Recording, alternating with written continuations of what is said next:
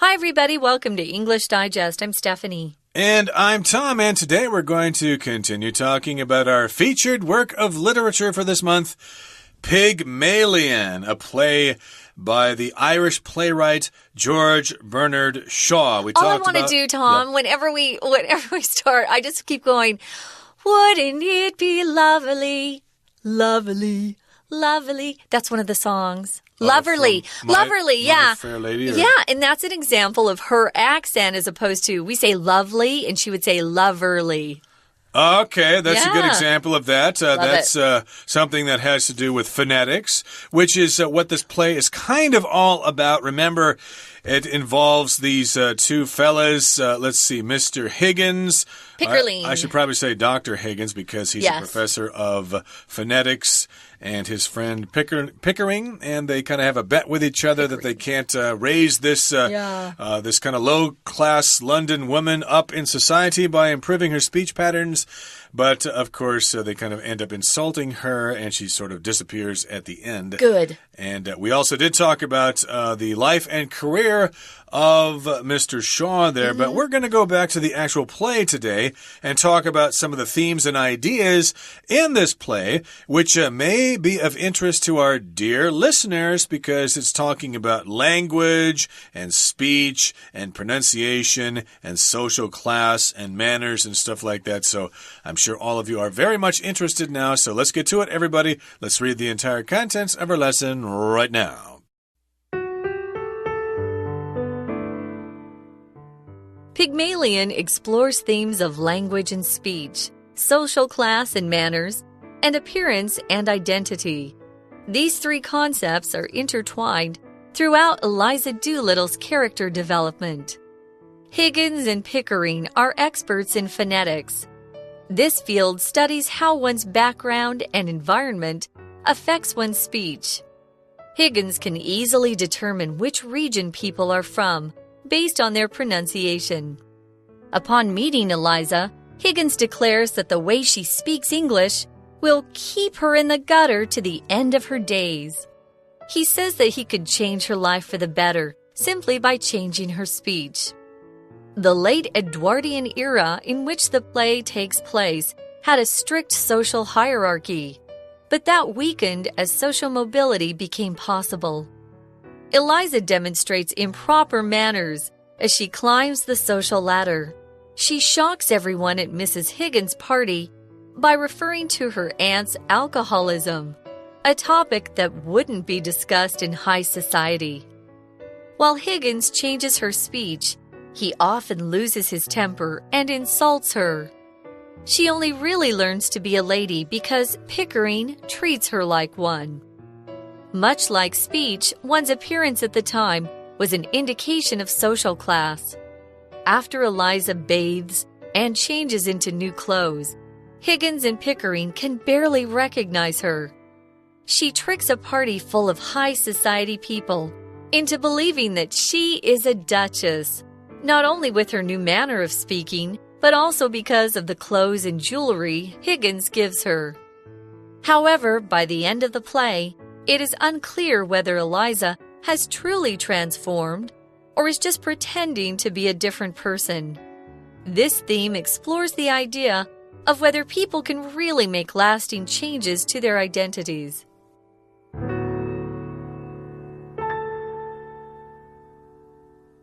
We shall now discuss the contents of today's lesson, so let's get to it, everybody. Again, we're talking about Pygmalion's take on social class through speech. Again, this is our featured play, Pygmalion, by George Bernard Shaw, and this is what it has to say on social class and speech and stuff like that. Now, here in the first paragraph it says, Pygmalion explores themes of language and speech, social class and manners, and appearance and identity. So that's what this play is all about. It explores these themes. It sort of talks about these ideas or talks about these concepts of language and speech, especially if we're talking about different dialects from different parts of England or from different social classes. And it also talks about social classes and manners, how you're supposed to behave, what you're supposed to talk about at parties and stuff like that. And also about your appearance, not just in what you wear, but how you act in society. Yeah. And also your identity. Identity can mean a lot of things, but basically it just refers to who you are and how you see yourself, your identity. If you see yourself as a poor person or as a rich person or as a high-class person or whatever, that's your identity. But it could also be as an individual. Maybe your identity is as an outgoing person or a shy person or a social person or whatever. Those could also be used to describe your identity. They sure could. I wanted to give an example of how manners can be very different even in cultures that you might live in. For example, in Taiwan, if someone burps, daga, if you burp, people here don't say, excuse me, because it's considered to be a symbol of, oh, I had a good meal. But in America, if someone burps, you're embarrassed because we don't burp in public or we try not to. Tom has turned into a Taiwanese person, though. He burps and just, doesn't say anything. But we typically say, oh, excuse me. But I've noticed here, it's a way to express like, oh, I'm full. I had a great meal, which is just the differences in culture. But your manners will need to adapt to whatever culture you're living in, I would say. And she was trying to change her manners, her behavior, not just her speech. And sometimes they didn't actually get her to transform completely, as we're going to find out. She wasn't aware of all the rules that the higher social class had to follow, or you were looked down upon. Now, these three concepts we've been talking about, the themes of language and speech, that's one. Social class and manners, that's two. And appearance and identity, these are the three ideas or concepts that are intertwined or connected or linked together throughout Eliza Doolittle's character development. So we use concepts if we're just talking about, sometimes they're kind of abstract ideas. They're not very concrete. It could be an idea or an invention, an idea that you have that you come up with to do something, a concept. We'll often say, especially for new cars, this is their concept car. They're not really producing it, but this is their idea, and they might have one that you could go see as a concept car. But eventually, when they mass produce it, it will change a bit. You'll see that sometimes. But concept generally just means an idea. An idea, it could be abstract, kind of hard to understand. Like I could say, what do you think of the concept of life after death? Lots of people have different ideas about that, whether you go to heaven or hell or you believe in reincarnation. Those are all different concepts of life after death. But these are the concepts in this play, as we mentioned, speech, social class, manners, appearance, identity, etc. They're all mixed together in her character development. Now, Higgins and Pickering are experts in phonetics, which, of course, is the study of sounds as they're used in a language. And this field studies how one's background and environment affects one's speech. I guess that's true, of course. Depending on where you're from or what class you belong to, that will affect your speech. Of course, if you're from the working class in the United States, you'll speak differently than other people do. Where I'm from, a lot of the working class people will say ain't a lot. I ain't got no time to do that. They speak grammatically incorrectly quite often, but that's part of their dialect, and that's part of the study of phonetics. Yeah, it sure is. So this field studies how one's background and environment, your situation, how you grew up, actually affects or impacts one's speech. Higgins can easily determine which region people are from based on their pronunciation. Not just Higgins, I think most people. I know in England they have several dialects. In America we do as well. We have different accents. If I hear someone, I can tell if they're from Boston or Texas or maybe just a Western. In the West, we do a lot more, there are certain words we'll use instead of words that the East Coasters will use. You can usually tell where people are from based on their accent. So that's what he could do. He could easily determine which region people were from based on their pronunciation. When you base something on something, it means that's where you're getting your answer from. I could use this based on your answer, Tom, I know that you prefer pizza over noodles. Maybe I asked him which kind of food you like best, and he talked a little bit about the restaurants he likes. So based on that, I'm going to use that information to determine or come up with something else. He used their accents to figure out where they were from. So he was very good at accents, and he knew where people were from. Pronunciation, I want to talk about this word for a minute. Okay. I want to talk about the fa'ing of the pronunciation. I hear a lot of people in Taiwan say pronunciation. I've even heard an American say that. That's so wrong, guys. I know it looks like you're saying pronounce is the verb, right? I want to pronounce this correctly. But unfortunately, like some English words, we make it harder and more tricky for you because we change the pronunciation when it turns into a different form of the word. This is the noun form, and it's pronunciation. The verb is pronounce. Pronounce, but pronunciation, be careful with that. I could say, for example, the pronunciation of the word pasta in Canada is pasta. Yeah, England too. It's the same. I understand that as well too. So there are some words that are pronounced differently. Pasta. They have different pronunciations. And somewhat related to this, I've been told that you could probably tell where someone is from here in Taiwan based on their pronunciation of Taiwanese. I have a friend from Taidong who says that people from Taipei made fun of her accent. Really? Because I guess people in Taidong speak Taiwanese differently than they do in other parts of Taiwan. You can discuss that amongst yourselves. I guess the pronunciation for different versions of Hakka are different based on whether you're from Miaoli or Hsinchu or Pingdong or whatever. That's just fun. I like that. Yeah, it's fun. It's yes, vive la différence, as the French say. It's fun. And upon meeting Eliza, Higgins declares that the way she speaks English will keep her in the gutter to the end of her days. So we'll get back to the play here in just a couple of seconds here, talking about the plot and some of these concepts of identity and pronunciation and speech and social class. We'll get back to that in just a second, but right now, we're going to take a break. 大家好，欢迎收听 English Digest， 我是哈利。今天我们要阅读的文章是 Unit 15文学单元的第3天课程。在今天的文章中，我们将会阅读到萧伯纳想在卖花女中探讨的主题。我们看到全文的第一句 Pygmalion explores themes of language and speech, social class and manners, and appearance and identity.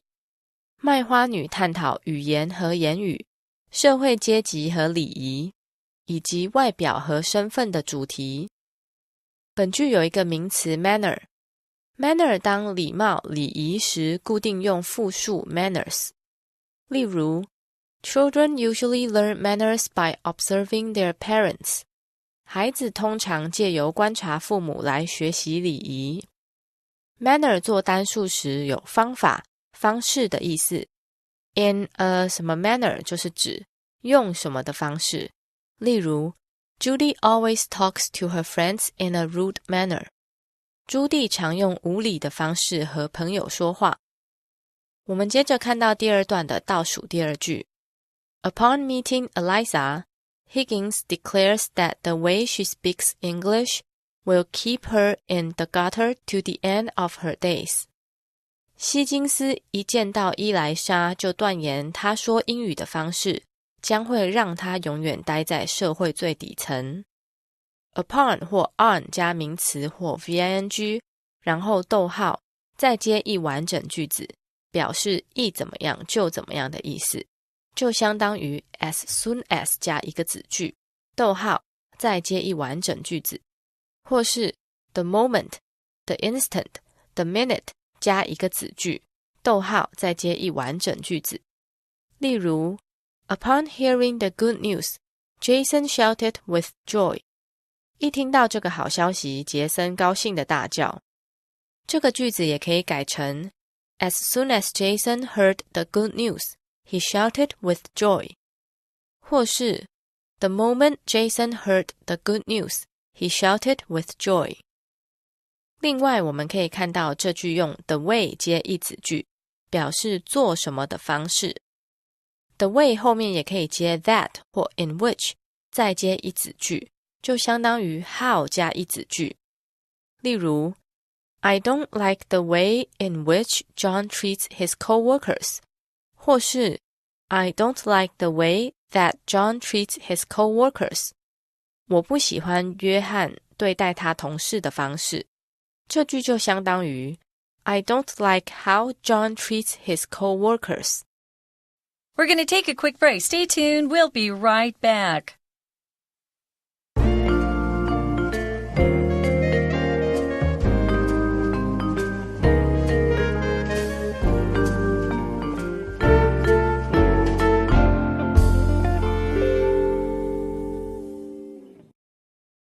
Okay, we shall resume our lesson, and we're getting back to the play here. Remember when Professor Higgins met Eliza, he thought that the way she spoke English was bad. It would keep her in the gutter to the end of her days. Unless she improves her pronunciation, improves her speech, she's always going to be nothing more than a flower woman trying to sell daisies or lupins or whatever on the streets of London. So she needs to improve her speech. And that's true to a certain extent nowadays, especially if you're from the working class in the United States and you don't speak grammatically correct. You don't use proper grammar, then yeah, you might not do well in job interviews and things like that. So yes, indeed, he declares that, hey, she's going to be in the gutter for the rest of her life. The gutter, that means kind of the lowest of the low. It's a low place to be.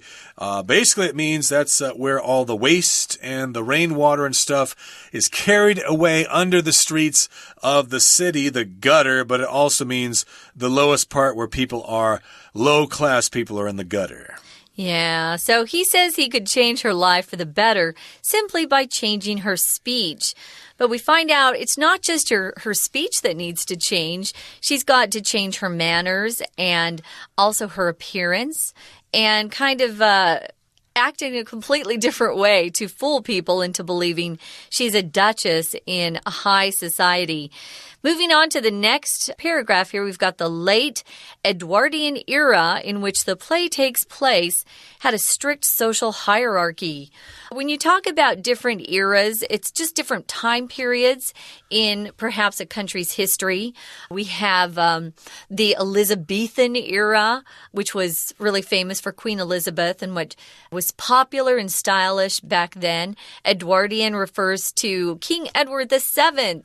So that's when the play actually takes place. And back then it had a strict social hierarchy. I mentioned some of the rules that they had to follow, especially the women. Hierarchy just means a system, a social ranking, right? If you were pretty important, you would be in that hierarchy, or if you were part of the lower social working classes, you would be very low on that hierarchy. We also call it, these days we call it the social ladder. They want to climb the ladder. So she wanted to climb the social ladder and move from a very low class social status to a high social status. Right. She thought that if she received these speech lessons, she would have better job prospects in the future. Yeah. After all, who wants to spend their days trying to sell flowers on the streets of London? So the Edwardian era was in the early part of the 20th century. I think it was just before World War I started, and things kind of changed there, and they had this strict social hierarchy, but that weakened as social mobility became possible. So the hierarchy was weakened. It wasn't as strong as it was before. If something's weakened, it's made weaker. It's not as strong. Buildings could be weakened during a typhoon, for example, or during an earthquake. Buildings can become weaker. They can become weakened. Yeah. And social mobility became possible. It was possible for people to go between classes, to be lower class and to go up into an upper class and be accepted that way. Mobility was possible during this period of time. But you needed money. Money was important. Eliza demonstrates improper manners, bad manners. You could also just say bad manners. As she climbs the social ladder, she shocks everyone at Mrs. Higgins' garden party by referring to her aunt's alcoholism. Alcoholism is the term we use for people who are alcoholics and who are struggling with their addiction to alcohol. That wasn't something you're supposed to talk about at these high-class parties. That wasn't considered to be proper. It was very improper. So while Mr. Higgins, changes her speech, he often loses his temper and insults her. Yeah, if you watch the movie, he's really rude to her a lot. I don't really like Higgins. He was one of my least favorite characters of all time. But he doesn't really appreciate who she is. But I do like Pickering because he really is very kind to Eliza. He likes Eliza, and he treats her like a lady. Back then, if you were part of the lower social class, women weren't treated like ladies. They weren't treated well at all. You had to be in the high upper class to be treated well by men. But Pickering's a good guy. He treats Eliza well. Yes, even though she's from a lower class, he still recognizes that she's a lady and needs to be treated as such. So it sounds like Pickering is a high-class guy. Good guy. Whereas Professor Higgins is kind of a lowlife, kind of a mean guy. But what the heck, the story is more interesting that way.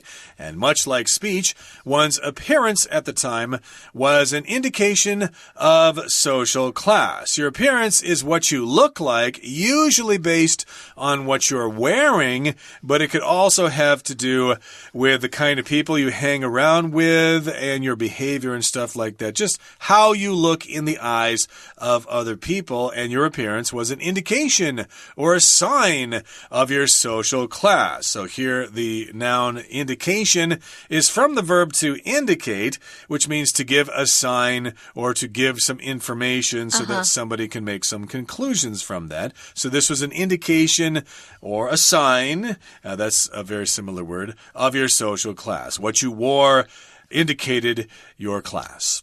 Now, after Eliza bathes, so she takes a bath. Bathe here is the verb.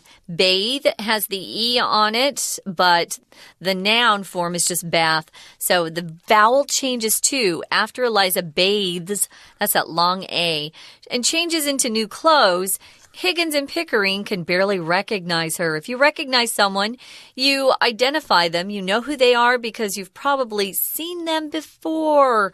Maybe you've encountered them before, so you recognize them.